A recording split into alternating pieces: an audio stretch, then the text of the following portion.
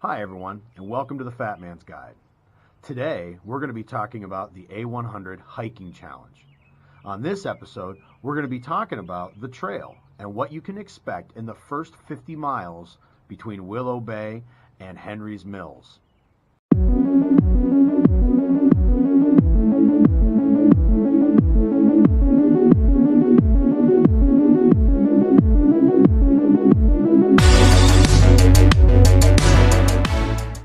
Hi everybody, and welcome back to the Fat Man's Guide. Today, we're going to be taking a virtual hike of the northern 50 miles of the A100 Hiking Challenge. Today, we're going to be following the North Country Trail south from Willow Bay down to Henry's Mills, which is the halfway point, about 51 miles. When you get out on the trail, you're going to end up starting out crossing over Schoolhouse Stream, and you're going to start a slow 300-foot descent up the ridge for about 1.5 miles. Once you get to the top of the ridge, you're going to take a hard left-hand turn, and you're now going to be following the Allegheny Reservoir. You're going to have some very beautiful views. The hiking is pretty simple. Again, you're going to be able to make really good time here until you get to Tracy Run. When you get to Tracy Run, it's a beautiful section. A lot of people like to camp there. If we have a lot of rain beforehand, we could have a high water crossing there. But once you cross through there, you're now going to get on the really steep part of this section of trail. And by steep, what I mean is it's actually pretty flat hiking, but you're on a side hill. And so you're going to be hiking on areas that have pretty good side hill benching, some areas that don't. There's a lot of rocks in this section. This is a section that will definitely beat up on your feet. For some people, this is where they'll start to slow down just a little bit. Now, of course, you'll follow this until you get to Johnny Cake Run. Johnny Cake Run, another beautiful section. A lot of people like to camp here. What you're going to end up doing when you get past Johnny Cake Run is you're going to end up following an old road grade, which is going to work its way around the area of Handsome Lake Campground. And at that point in time, you are going to be climbing about 600 feet in elevation change, just over about 1/2 mile. Pretty steep climbing. It's an easy trail, but it's definitely going to climb. It's going to test your climbing ability. When you get to the top, you're now on the Sugar Bay Ridge, and this is a long, flat area. It's really beautiful. It's one of my favorite little short parts in the whole hike. And then when you get to the other side, you're going to end up hiking down to Nell's Run into the Sugar Bay area. Now, when you get down there, you're going to take a short road walk, and you're going to end up at the Sugar Bay trailhead. And at this point in time, you're now going to walk along the stream for about 1 mile, and eventually you're going to start climbing up towards Hammond Run. Now, over this section, the 4.5 mile section, you're going to climb over 750 feet. Pretty steep climbing. But when you start at the bottom, you'll be following old road grades. It's not too bad. I would also say that at Hammond Run, once you get to the shelter as you're going up Hammond Run, this is the last time you're legitimately going to be able to get water for about 4.5 miles. So you'll want to make sure you get your water taken care of here. Now, as you continue to climb up, you're going to end up following a couple access roads, and eventually you're going to end up into the top of a ridge. It's going to be a pretty steep ridge. And you're going to end up with a whole bunch of boulders. You're going to know when you're there because you're going to be walking on boulders everywhere. Now, once you get to the point past the boulders, you're going to walk through a mountain laurel forest, eventually following another road grade until you get to the Route 59 trailhead, which is the highest point on the trail, elevation-wise. It's well over 2,000 feet. Now, at this point in time, it'll definitely be dark. It'll be turning dark once you get to the Sugar Run section. This is where, for me, I always plan to have a little bit of a struggle emotionally because this is a very long, almost 7-mile section, and it's a long hike down through Hemlock Run. And there's a lot of rocks, a lot of roots. This is where a lot of people will start to slow down drastically, so plan for that in your planning. It is beautiful during the day, but at night it's a long hike down until you get to Chapel Bay. Now, when you get to Chapel Bay, you're going to be taking a really tight left-hand turn. If we've had a lot of water, if we've had a lot of rain, this is a sloppy section. You're going to find a lot of mud, and especially depending on how many people are ahead of you and beat down the trail a little bit, it can get very, very sloppy. You're going to continue to hike through this section until you get to the Chapel Bay Trailhead. This is now 25 miles already. For me, if I'm talking about myself personally and what my goals are, I try to be here around 2 o'clock in the morning. Some of you will move a lot faster and you'll be there sooner. Now, this next section after Chapel Bay, this is what we in the area affectionately call Mount 2K. And it's just about a mile and a half. This is a really tough climb in the middle of the night. This is one that will really bug people. You have to be ready for that. You have really two options. You can either stop now and sleep at Chapel Bay, or you could continue up this hike, which is very steep. Now, if you continue on, you're going to go up, again, nice steep hike, and you're going to get to the top, and you're going to come to a clear cut. Eventually, working through this clear cut, you're going to get to Route Run, and you're going to follow Route Run for about 2.5 miles until you get to Red Bridge.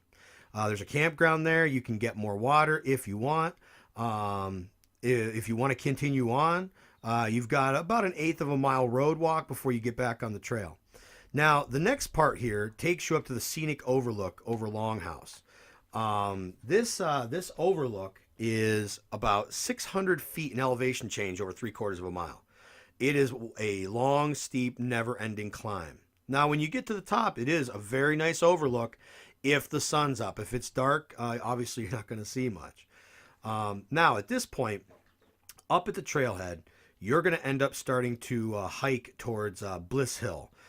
It's pretty easy hiking. Just follow a couple old road grades. It gets down into the woods. When you get to the Bliss Hill Road, there's a campsite there. This is the last section to get water, again, for just about 4 miles. So you'll want to make sure that you get water here at Bliss Hill. Once you cross over Bliss Hill, you're going to go up a big staircase, and you're going to go up a steep, rocky climb. And the first part is pretty simple, but then going around the private property, you're going to climb down into a valley, and then you're immediately going to turn, and you're going to climb back up out of the valley. This is a really long, difficult section of climb. Honestly, it's one of the climbs I really dislike the most. Now, once you get to the top, you're now going to be going through a pretty flat area. It's not going to change over too much over the next 3 miles. Eventually, you're going to come to the Gibbs shelter, and this is where you're going to get your next spot that you could potentially get water. Once you get to Gibbs shelter, you're now about 1 mile away from Route 6. So you'll hike down, pretty easy hiking still. And when you get to Route 6, you have a good opportunity to get water and head up over the ridge to Fox's Dam. It's about 2 miles. It's not too difficult. It's actually some really pretty area. Once you get to Fox's Dam, you're going to continue on following the east branch of the Tionesta Creek, eventually taking a little bit of a switchback climb up to the top of the ridge. And from there, you again are going to be taking a pretty easy 2.5 mile walk until you get to Forest Road 133. Once you get to Forest Road 133, most of this ridge is all pretty flat. Now, when you get up there, this is the area where in 1985, a series of tornadoes came through and just ripped everything apart, flattened this whole ridge. So you're going to see a lot of new growth trees. You're going to see a lot of big trees that have been cleared out by forest workers and volunteers. It's a really beautiful section. It is pretty rocky in places, so you have to be prepared for that. But as you go along here, understand that once you get to Forest Road 33, again, you don't have any water for a while. You don't have any water for about 4 miles. So before you head into that section, make sure you get water. There's a bridge that you'll cross, and before you get to Forest Road 133, and you'll be able to get water. Now, you'll hike through there, and eventually you'll come to Rock City. You'll know it when you see it because you're going to walk through a series of massive boulders. There's a campsite there, and it's a really beautiful spot for taking pictures and climbing on boulders. And if you decide to take a break, it's a good spot to take a break. But remember, there's still no water as of right now. Now, from here, you're going to climb down about 540 feet in elevation change down through the Cherry Run Creek. When you get to the bottom, you'll finally have water, and you're just going to follow Cherry Run until you get to Route 948. At this point, you're going to cross over Route 948, and you're going to continue to head south. You're going to climb up over a pretty steep ridge. It's about 400 feet in elevation change. Until you get to the very top, you're going to follow some access roads. You're going to hike through some nice areas. There's going to be some rocks here and there, but it's really pretty good hiking. And eventually you're going to work your way down a steep grade down into Henry's Mills. When you come down, you're going to connect with 666s, and you're going to follow that road. And by the time you get to the end, you're going to see a RV, a bunch of smiling faces. You're going to smell hamburgers, and you've reached the halfway point.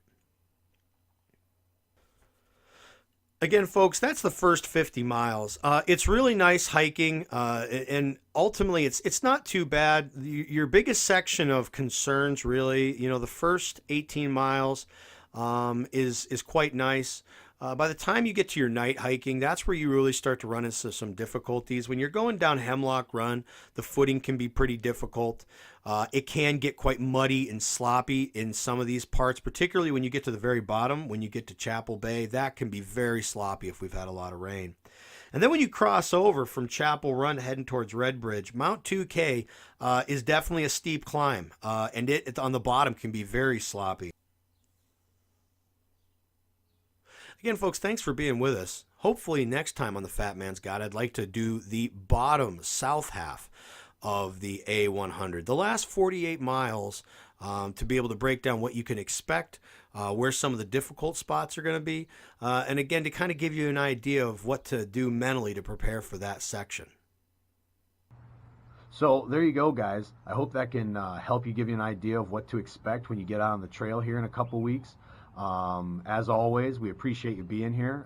If you'd be so willing, you liked what we put together today, please click on like down below. And if you haven't already done so, please click on subscribe so that you can get notifications when we put out future videos. Again, thanks for being here. And as always, get out there and experience life to the fullest without excuses. See ya.